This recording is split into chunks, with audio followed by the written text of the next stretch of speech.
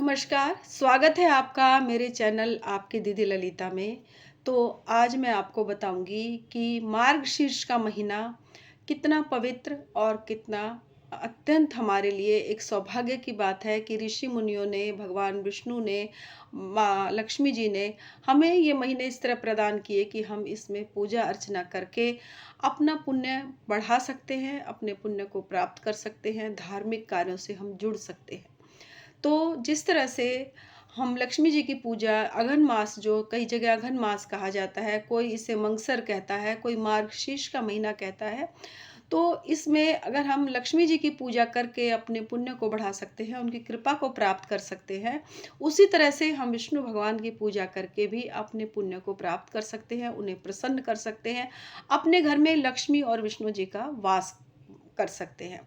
तो कुछ छोटे-छोटे पूजा पाठ से हम अपनी इस इतनी मतलब जो हमारी व्यस्त ज़िंदगी है, इसमें अगर हम कुछ छोटे-छोटे अब पूजा पाठ करके भगवान का कृपा को प्राप्त कर लें, तो इससे बड़ी बात और क्या होगी।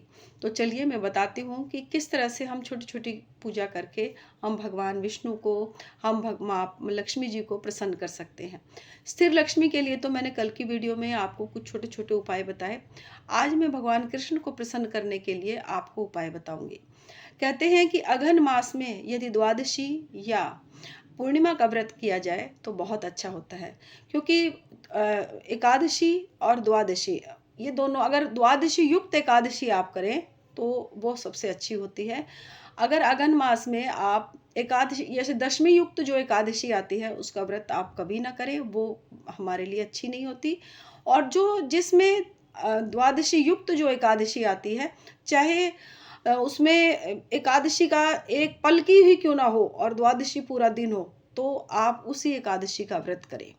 कहते हैं कि उस वो एकादशी सबसे अच्छी होती है। और पूर्णिमा का व्रत भी आप मंगसिर के महीने में, इस अघन के महीने में अगर करते हैं तो भगवान विष्णु की कृपा को प्राप्त कर सकते हैं। कहते हैं कि द्वादशी को यदि आप भगवान विष्णु को खीर का भोग लगाएं, माता लक्ष्मी को भी खीर का भोग लगाएं, तो इससे भी विशेष कृपा भगवान विष्णु को की प्राप्त होती है। आप अघन मास में जो वीरवार की पूजा कर रहे हैं, इसमें आप खीर का भोग बनाकर माता लक्ष्मी को अर्पित कर सकते हैं। और द्वादशी के दिन और पूर्णिमा के दिन आप अघन मास में अगर भगवान विष्णु को खीर का भोग लगाते हैं तो इससे भी विशेष कृपा भगवान विष्णु की प्राप्त होती है। कहते हैं यदि गाय के कच्चे दूध से लड्डू गोपाल जी को आपने विराजमान कर रखे हैं, लड्डू गोपाल जी को अगर आप नहला रहे हैं, उन्हें उनका अभिषेक कर रहे हैं, और उसके बाद आप नहला के उन्हें फिर गंगा जल से स्नान करा के, उसके बाद आप उन्हें अच्छी तरह पहुँच के उनका श्रृंगार करके और गोपी चंदन का तिलक आप भगवान विष्णु को, लड्डू गोपाल जी को लगाते हैं और तुलसी दल उनको अर्पित करते हैं भोग बनाकर, तो कहते हैं कि विष्णु भगवान की विशेष कृपा आपके ऊपर बनेगी। कहते हैं कि यदि किसी व्यक्ति को राहु केतु की समस्या सता रही है और यदि इस मंगसिर के महीने में वो बाजरा, चने की दाल और गेहूं का आटा मिक्स करके और काली जो चींटियां होती हैं उन्हें जाकर जिमाए, तो कहते हैं कि राहु केतु की समस्या से भी निदान पा सकता है। इस मंगसिर मास में, इस अघन मास में यदि गाय की सेवा भी आप करते हैं तो आपको गाय की सेवा करने से कहते हैं कि सुख और समृद्धि का वास होता है।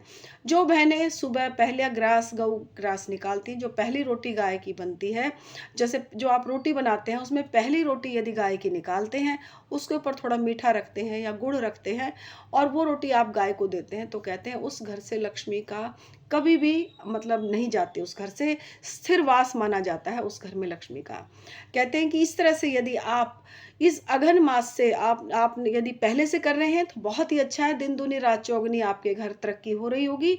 लेकिन जो बहनें नहीं कर रही हैं वो यदि अघन मास से इसका नियम ले ले, तो कहते हैं कि इस मास में विशेष कृपा आपको की होगी आपको। और कहते हैं कि अघन मास में यदि आप अपने द्वार के बाहर एक देशी गाय का घी का दीपक जलाएं, या आप वट वृक्ष में लगाएं, या पीपल के पेड़ के नीचे लगाएं, या आप वट वृक्ष में, पीपल के पेड़ में, तुलसी जी में, बेलपत्र के नीचे यदि आप एक दिन बिना नागा करे आप एक साल तक, वट आप मंगसिर मास से, इस अघन मास से नियम ले लीजिए और एक साल तक यदि आप घर के अपने द्वार के बाहर भी अगर वो दीपक लगा रहे हैं उसकी लौ आपके घर के अंदर की तरफ होनी चाहिए। तो कहते हैं कि 1 साल के बाद आप अपनी तारीख को नोट करके रख लीजिए। कहते हैं कि 1 साल के बाद आपका आप खुद अचंभे में हो जाएंगे कि हमारे घर में जो पहले जितना धन आ रहा था उससे 4 गुना धन आपका बढ़कर आएगा। आपके बच्चों की तरक्की होगी, आपके बच्चे खूब अच्छे लायक बनेंगे। आपके बच्चों की यदि किसी भी प्रकार का आपका फाइनेंशियली बच्चों के लिए कोई अवरोध आ रहा है, कहते हैं कि माँ बाप जब पूजा करते हैं तो उसका फल बच्चों को अवश्य मिलता है। तो आप अपने बच्चों के लिए भी अगर कामना करके आप इस अगन मास से दिए का नियम लेंगे, जिस तरह कार्तिक महीने में दीपदान का विशेष महत्व था, इसी तरह से अगन मास में भी दीपदान का विशेष महत्व है। आप करके देखिए। आप शिव महापुराण के अनुसार यदि बेलपत्र में आप 1 महीने तक 1 साल तक आप तारीख नोट कर लीजिए कि हमने इस दिन लगाया था, और अगले 1 साल के बाद आप अपनी जो हालात होंगे आपके, उससे आप बहुत ही अच्छा पाएंगे अपने आप को फाइनेंशियली। तो आज के लिए इतना ही। कल फिर मिलूंगी एक अच्छी सी वीडियो के साथ। तब तक के लिए नमस्कार, जय माता की, हर हर महादेव। यदि आपने मेरे चैनल को सब्सक्राइब नहीं किया है तो प्लीज़ चैनल को सब्सक्राइब करें, लाइक करें और शेयर करें। तो आज के लिए इतना ही। नमस्कार, हर हर महादेव, जय माता की, जय गुरु जी।